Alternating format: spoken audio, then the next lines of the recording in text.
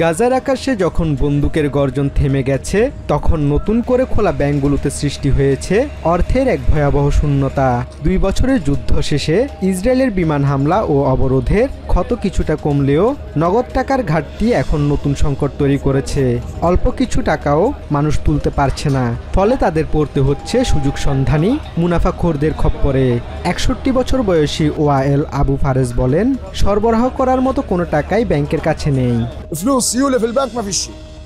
বাজারে মুদ্রার অবস্থা খুবই খারাপ। এর মধ্যে চলবে কি চলবে না প্রতিটি নোট পরীক্ষা করে নিতে হয়। আমরা সত্যিকার অর্থেই সব দিক থেকে ভুগছি। হাতে টাকা নেই, ব্যাংকে তারল্য নেই, শুধু কাগজপত্রের কাজ সেরে ফিরে আসতে হয়। বাজার থেকে খাবার কেনা বা বিল পরিশোধ সব ক্ষেত্রেই লেনদেনের জন্য প্রয়োজন নগদ অর্থ। কিন্তু 2023 সালের অক্টোবরে হামাস নেতৃত্বাধীন আক্রমণ ও জিম্মি সংকটের পর থেকে ইসরায়েল ব্যাংকনোট পাঠানো সহ প্রায় সব ধরনের পণ্য প্রবেশে নিষেধাজ্ঞা দেয়। গাজার অর্থনীতিবিদ মোহাম্মদ আবু জায়াদ বলেন, যুদ্ধ শুরুর পর থেকেই গাজার অর্থনৈতিক চক্র পুরোপুরি ভেঙে পড়েছে। এই যুদ্ধের ফলে অর্থনৈতিক খাতসমূহ সম্পূর্ণভাবে ধ্বংস হয়ে গেছে। যেমন শিল্প কৃষি উৎপাদন খাত ধ্বংস হয়েছে, তেমনি ধ্বংস হয়েছে বাণিজ্য ও ব্যাংকিং খাত।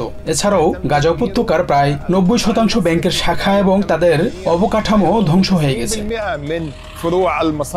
জায়াত আরও জানান, ব্যাংক খোলা থাকলেও সেগুলো মূলত অনলাইন লেনদেন করছে। নগদ জমা বা উত্তোলন কিছুই সম্ভব হচ্ছে না।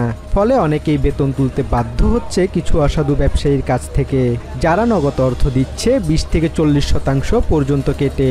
7 সন্তানের মা ইমান আল জাবারি জানান, কয়েকদিন ব্যাংকে ঘুরে যেটুকু অর্থ হাতে পান তা খুবই সামান্য। ব্যাংক প্রক্রিয়া আগে যেখানে 1 ঘন্টারও কম সময় নিত, এখন একই প্রক্রিয়ায় 10 ঘন্টা লাগছে। অনেক সময় 2 বা 3 দিন লাগে। বারবার যেতে হয় এবং অনেকক্ষণ লাইনে দাঁড়ানোর পর মাত্র 400 বা 500 শেকেল পাওয়া যায়। এই সামান্য টাকায় কি ক্রয় করা যায় তা আমরা মেলাতে পারি না। নগদের অভাবে অনেকেই এখন ছোটখাটো জিনিস যেমন ডিম বা চিনি কিনছেন মোবাইল ব্যাংক অ্যাপের মাধ্যমে, কিন্তু বিক্রেতারা নিচ্ছেন অতিরিক্ত সার্ভিস ফি। নগদ প্রবাহের বিষয়টি প্রেসিডেন্ট ডোনাল্ড ট্রাম্পের 20 দফা শান্তি পরিকল্পনাতেও স্থান পায়নি। অন্যদিকে গাজার সহায়তা প্রবাহ দেখভালকারী ইসরায়েলি সামরিক সংস্থা COGAT এখনও জানায়নি কবে নাগাদ ব্যাংক নোট প্রবেশের অনুমতি দেওয়া হবে। যুদ্ধ, ক্ষয়ক্ষতি ও দারিদ্র্যের সঙ্গে এখন যোগ হয়েছে নগদ অর্থ সংকট।